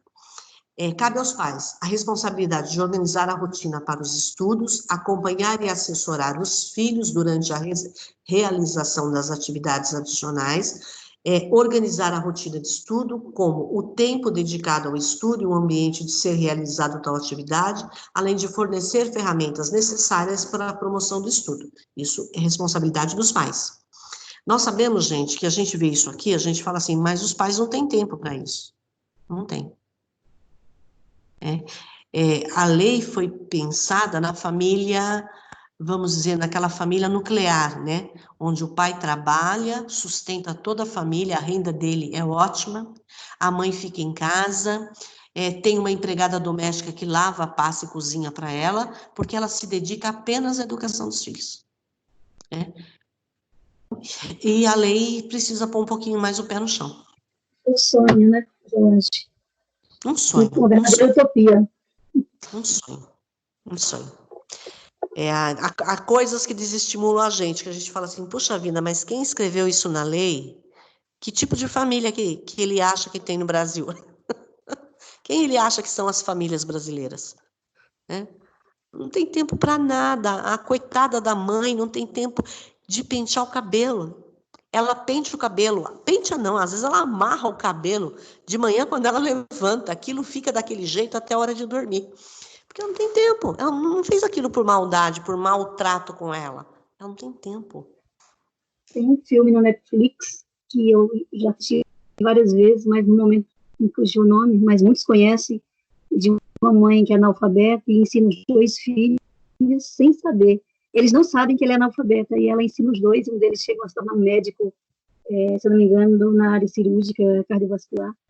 E era uma luta constante, porque ela trabalhava fora, era negra, já sofreu preconceito, e tinha que ensinar o filho sem saber, e ela educou esses filhos num cenário de 1960, se não me engano, foi no passo. Mas a gente vê o desafio dessa mãe em um cenário em que ela era analfabeta, trabalhava fora, mas compreendia que se ela não tivesse tempo e desenvolvesse meios para ajudar os filhos, ninguém o faria. Ele seria apenas mais uma criança negra segregada no mundo, né? É um filme lindo. Quando eu lembro, eu coloco no grupo. Eu não lembro agora não. Quem souber... Chama Mãos Talentosas. Perfeito, esse mesmo. É baseado em fatos Talentosas. reais. É uma história Muito motivadora para nós mães. Assistir Mãos Talentosas. Isso mesmo. Eu vou procurar ver, que eu tenho a Netflix, vou procurar ver. Vale a pena assistir, é maravilhoso. Gente, eu vou deixar 5 minutinhos vocês conversando, tá? E eu já retorno aqui, tá? Eu não vou nem tirar o slide nem nada, eu só vou atender ali uma pessoa que está o tempo inteiro sinalizando para mim. É 2 minutinhos, espera um pouquinho só. Oi? Ô, Graça. Graça? Oi, Valéria. Eu postei um filme ontem lá no grupo, assisti ele. Eu não vi. Qual o nome? É um nome meio difícil de falar, mas é assim, O Milagre da Cela 7. Tá todo mundo... Qual o estilo? Ele é um autista que tem uma filha, e aí ele é condenado por ter matado uma criança, e ele tem que provar que não fez. Interessante. Muito bom. Nossa, eu assisti ontem e a Emily chorou do começo ao fim do filme. E o filme que eu havia comentado com você, Valéria, sobre uma criança que ele entende de bolsa de valores, chama-se O Livro de Henry. Está na Netflix também. Um filme muito bom para assistir em família. O Livro de Henry. Vocês duas pegam todos esses filmes aí e mandam lá no grupo que eu quero assistir. Eu postei Fala sobre abuso sexual, doenças, mãe separada. É um filme muito interessante. Dá para pegar muita coisa boa. Então, eu fui dormir ontem, era 2 horas assistindo esse filme. E o pessoal tá todo mundo comentando no Face desse filme. E até para psicologia é bem interessante analisar esse personagem. Se puder, Valéria, repete novamente. Qual personagem? É esse filme, eu até mandei para você, professora, também no Zap, o mandei nesse filme. É O Milagre da Cela 7. É um filme turco. Ele só tem legendado. Ele tá na Netflix, tá como os top 6 da Netflix. Ah, legal. É novo o filme? É, e tá, nossa, mas prepara-se para chorar. Ah, eu já sou chorona. Professora, minha filha soluçava de chorar. Jura? É muito lindo o filme, assim, e o final é surpreendente, assim, é bem bonito. Vou fazer Então, não pipoca, conta, chamar meu não marido e conta. meus filhos, assistir o filme e discutir a temática depois. Programa para o feriado da manhã. Ele é autista, é muito bonito. Nossa, o amor que ele tem pela filha dele. Bacana. Valeu pela dica, Vamos lá, Valéria. gente? Vamos? Podemos? Podemos. Bom, aí nós vamos entrar na sessão, na realidade já na sessão 3, no final da unidade, né? Aonde ela vai colocar algumas normas de funcionamento dentro da educação básica, do ensino infantil e do ensino fundamental 1. Então, a educação básica, quando nós falamos de educação básica novamente, nós estamos falando o quê? Nós estamos falando da educação infantil. A educação infantil, ela compreende 2 ciclos. Um de 0 a 3 anos. De 0 a 3 anos, nós chamamos o ciclo do atendimento da creche, né? Onde tem o berçário, o maternal, o jardim 1, o jardim 2, geralmente são essas nomenclaturas, ou maternal 1, maternal 2, são essas nomenclaturas que a educação infantil utiliza, né? E que tem toda uma regulamentação também curricular para garantir o desenvolvimento da criança nessas faixas etárias. Então, a criança ela não deve ir para a instituição educacional para dormir e comer, como se diz, né? E para ter as trocas de fraldas, mas há todo um trabalho pedagógico, educacional, em torno do desenvolvimento, lógico, que respeitando qual é o desenvolvimento e o trabalho pedagógico importante e necessário na fase de 0 a 3 anos. Depois, a educação infantil se compreende das crianças de 3 anos até 5 anos. Então, nós tínhamos a educação infantil que ela adentrava aos 6 anos. Agora não, é até 5 anos, que é o que nós vamos chamar de ciclo, né, onde se inicia já o processo de alfabetização, porque se inicia o desenvolvimento de aspectos importantíssimos da criança em todos os sentidos, que irão colaborar para o processo de alfabetização que vai se iniciar efetivamente dentro do ensino regular na primeira série. Hoje, no Brasil, atualmente no Brasil, a lei determina o ensino obrigatório para crianças a partir de 4 anos. Né? Apesar de nós não gritarmos isso aos 4 cantos, o ensino é obrigatório a partir dos 4 anos, ou seja, se uma mãe que tem filho de 4 anos não conseguir vaga e for até o fórum, ela vai ter respaldo da lei, o qual o município vai ser obrigado a dar vaga para o filho dela. Porque Na Secretaria da Educação. Na Secretaria da Educação. De fato, isso acontece, viu, Solange? Muito, acontece. Lá, eles dão um jeito. Isso. Não, tem que dar, é lei. Né? O ensino obrigatório, que era de 7 anos, então até anos atrás, era de 7 anos, passou a ser de 4 anos. De 4 anos, e realmente, essa criança de 4, quem se insere na escola aos 4 anos, faz toda a diferença no desenvolvimento desta criança, né? Mais 4 anos já no sentido de pré-escola, da etapa da pré-escola, que é a segunda etapa da educação infantil. Então, o ensino obrigatório mudou, então ele traz isso para o profissional de psicologia, para ele entender esse cenário de quando a educação é obrigatória a partir de 4 anos para qualquer criança, tá? Para qualquer cidadão, para qualquer sujeito no Brasil. E o ensino, a educação básica, deixa eu ir mudando aqui, só para chegar no básico, a educação básica, que tange o ensino fundamental 1, que o ensino fundamental 1 é dividido em ensino fundamental 1 e 2. O ensino fundamental tinha, há anos atrás, 8 anos, era uma escolarização de 8 anos, acrescentou-se um ano, puxando um ano da educação infantil para o ensino básico, então a criança ela não fica um ano a mais no sentido de que ela termina depois, mais tarde, não, ela termina com a mesma idade o ensino fundamental 2, porém ela entra no ensino fundamental um ano mais cedo, ela entrava com 7, agora ela entra fazendo 6 ou com 6. Né? Então, quando que essa criança vai fazer 7 anos no primeiro ano? Muitas vezes lá para outubro, novembro, dezembro do primeiro ano escolar dela. Então, ela entra, muitas vezes, no ingresso, ela tem 5 anos fazendo 6 anos em fevereiro, 6 anos em março. Né? Então, ela entra com 6 agora. Então, esse um ano veio para frente e não foi lá para trás. Então, a escolarização no ensino fundamental hoje é uma escolarização de 9 anos. Com isso, qual é a intenção de colocar no ensino fundamental 9 anos? A primeira intenção...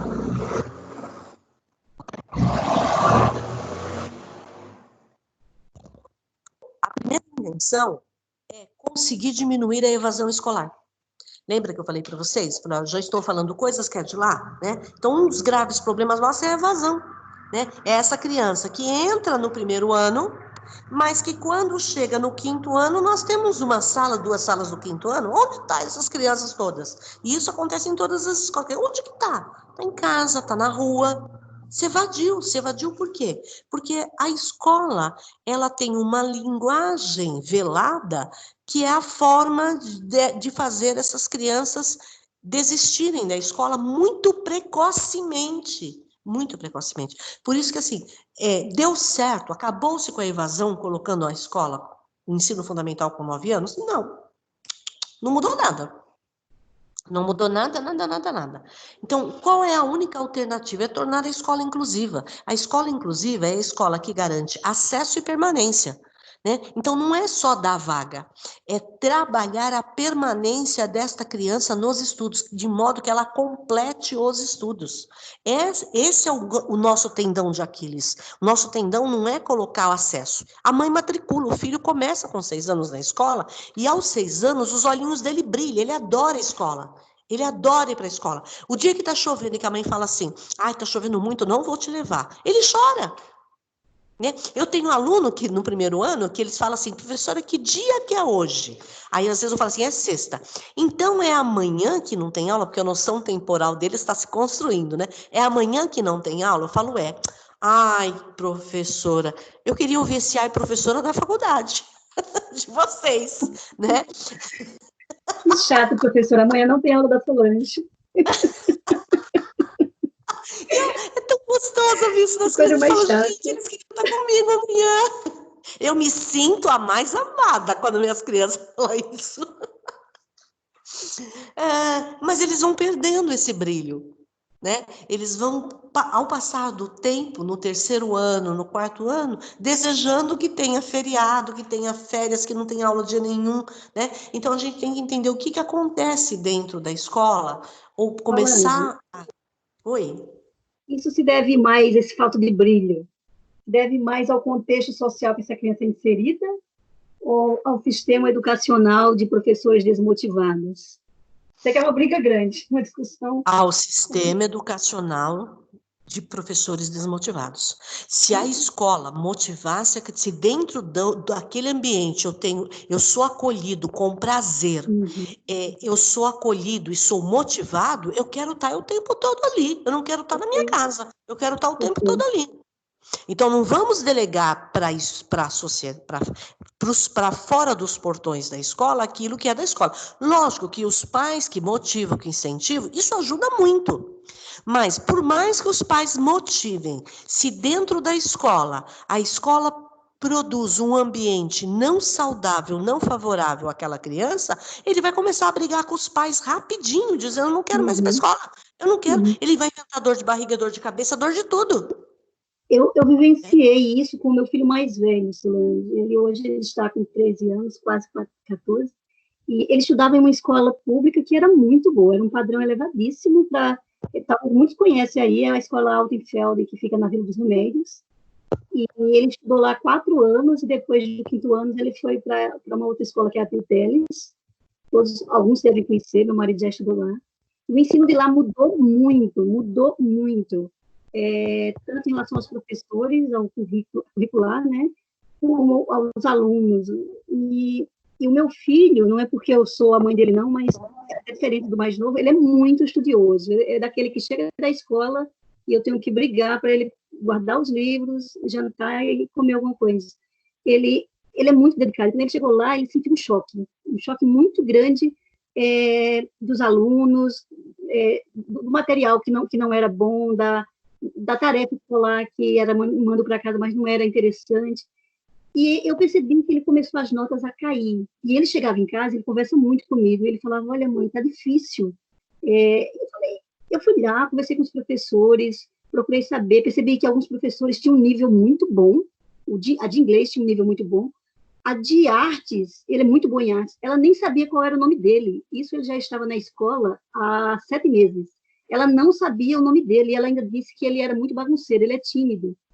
Então, eu comecei a me interagir com os professores, independente de reunião de pais, a conversar com um, com o outro, e eu comecei a perceber que se eu não tirasse o meu filho de lá, ele ia ter muitos problemas. E aí, eu até passei ele com uma psicóloga, e isso ajudou muito ele. Fui obrigada a transferir ele para uma outra escola, e uma noite ele chegou para mim chorando, e me abraçou e disse, mãe, que bom que você percebeu, que bom que eu posso confiar em você. No início eu tive medo de mudar de escola, porque eu tenho dificuldade de fazer novos amigos, mas foi a melhor coisa. Eu agora me sinto melhor. E isso foi muito importante para mim e para ele, para os nossos laços familiares, Solange. Nossa, é que você tem toda essa sensibilidade de perceber. A maior parte dos pais, eles não possuem essa sensibilidade de perceber isso, né? E aí esta criança, ela vai ficando desmotivada e o grande problema nosso é esse, ou seja, eu preciso desse profissional lá dentro porque eu preciso que ele esteja garantindo, buscando meios de tornar o ensino mais interessante, a escola mais atrativa, aprender mais prazeroso. Eu acho que eu vejo, e os teóricos falam isso, o aprender muito associado à punição e a castigo ainda, né?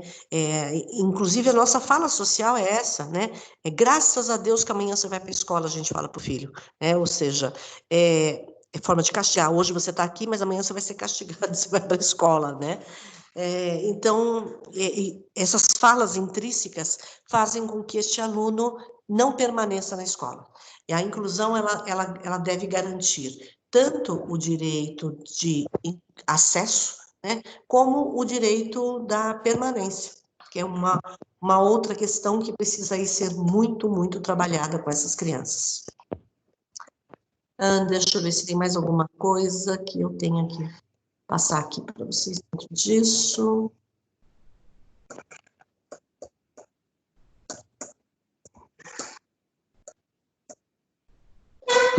É que o meu agora ficou carregando, então... Vocês estão vendo o slide, gente? Pessoal, vocês estão conseguindo visualizar? Sim. Educação básica. Deixa eu ver, eu mudei. Mudou aí para você? Não. Não? Não. Não, continua. Deixa eu parar a Qual apresentação. Espera aí, que eu vou voltar à apresentação. Espera aí.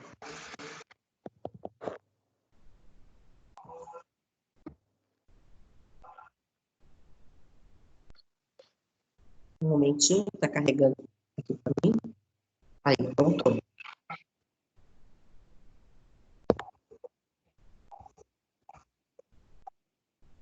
Voltou para vocês?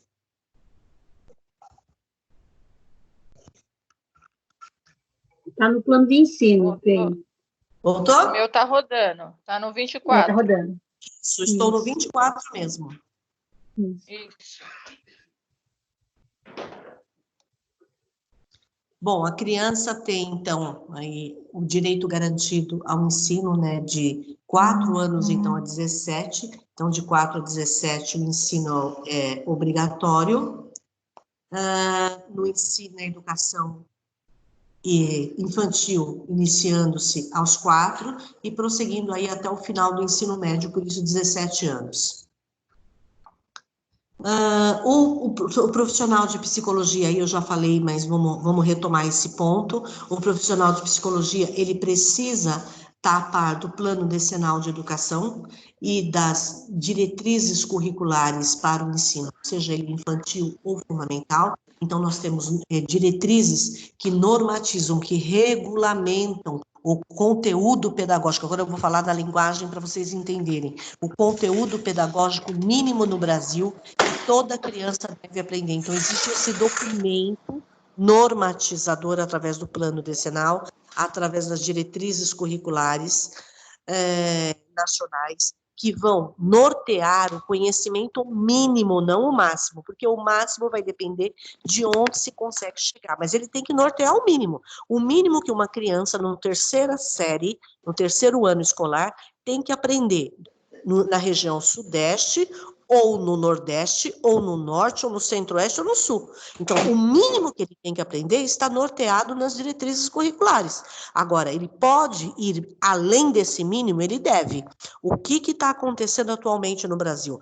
Nós não conseguimos ensinar o mínimo estabelecido pelas diretrizes curriculares, né? Então, a diretriz não estabelece o máximo, mas o mínimo. Tem muito professor que se posiciona errado, ele diz assim, a gente só pode ensinar o que está lá. Não. O documento é claro na carta introdutória. Estes são os conteúdos mínimos que deve ser garantido à criança ou ao adolescente no ciclo de aprendizagem no qual ele se encontra. São um mínimo. Então, é um mínimo. Se o governo não nortear o mínimo, vira terra de ninguém. Porque vai ter gente que não vai ensinar nada mesmo. Né? Então, é preciso dizer para esse professor, olha, minimamente na terceira série, o seu aluno tem que aprender isso aqui. Se você conseguir ensinar mais do que isso aqui, ótimo, parabéns, maravilha, a gente vai te incentivar. Mas, minimamente, você tem que ensinar isso aqui. Né? Para que esta criança, quando ela sai do Nordeste e vem para São Paulo, ou sai de São Paulo e vai para o Nordeste, no mesmo ano escolar, ela não tenha prejuízo nenhum com a mudança geográfica dela de localidade. Ou seja, a escola de lá está ensinando minimamente o mesmo que a escola daqui. Isso tem que acontecer. O que não vai acontecer? A autonomia didática pedagógica. De um professor tem uma forma de ensinar, o outro professor tem outra forma de ensinar. Isso é autonomia didática pedagógica. Né? Mas os conteúdos devem estar norteados minimamente, né? E o profissional de psicologia, ele tem, ao entrar na escola, que tomar ciência de todos esses documentos para ele poder ajudar no plano de ensino individualizado, ou seja, o que esta criança que está aqui com necessidade especial tem por esse documento o direito de aprender. Né? E aí, com base nisso, respeitando a especificidade da síndrome do transtorno desta criança, o que nós, então, devemos ensinar para ela dentro disso, de modo a produzir sempre como objetivo a autonomia desta criança. Sempre não esquecendo da autonomia dela. E aí eu acho que eu coloco isso. Que eu vou até dar uma lidinha neste, né, que a psicologia pode contribuir para a área da intervenção precoce, juntamente com outras áreas de atuação, em uma perspectiva desenvolvimentalista que procura compreender os déficits e as ausências de comportamento a partir do desenvolvimento esperado para determinada idade. O psicólogo pode atuar de maneira preventiva e remediativa dentro da escola, no papel dele, junto à estimulação dessas crianças. Mas, para isso, este profissional, ele precisa se especializar, tanto no quesito de conhecer a identidade e história da educação e do professor, quanto de conhecer, ser um conhecedor daquele tipo de síndrome e transtorno, para entender as especificidades e poder desenvolver tanto a estimulação, seja ela preventiva, ou seja ela remediativa, e auxiliar o professor nesse plano curricular, no desenvolvimento colaborativo deste plano de ensino curricular. Ele continua dizendo assim, no âmbito de prevenção, a intervenção pode ser indicada na mais tenra idade, sem identificado déficit de ausência ou de comportamento. Uma coisa que eu não podia esquecer de falar é que muitas crianças que estão dentro da escola, que são crianças com necessidades especiais, não possuem laudos e diagnósticos. É interessante, né? A gente acha que toda criança com necessidade especial possui. Não. Nós temos uma parcela significativa de crianças que nós constatamos a necessidade especial dela, principalmente quando é uma síndrome ou um transtorno, né? Nós constatamos que ela tem, mas ela não possui diagnóstico e não consegue esse diagnóstico, porque são geralmente pessoas carentes, pobres, que só têm acesso ao SUS e que não conseguem encaminhamento para os devidos profissionais, e quando consegue, ela consegue uma consulta.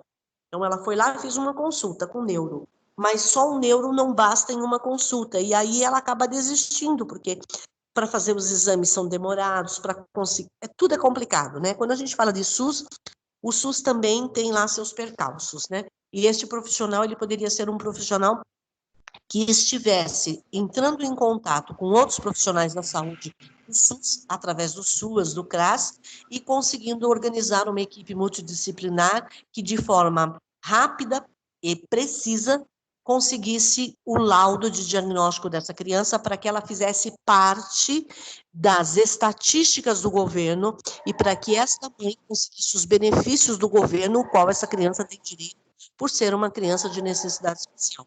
Muitos pais nem sabem, nem desconhecem que o filho tem direitos perante a lei diferenciados, inclusive de abono, né, remuneração, né, contribuição, vamos chamar de LOAS, né, para ajudar na manutenção dessa criança. Bom, gente, a aula, a unidade 2, nós encerramos. Nós até fizemos uma revisão para poder fechar ela. Tudo bem para você? Tudo bem até aqui? Deu para entender? Deu sim, professora, tudo certo. Deu sim. Sim, foi ótima aula.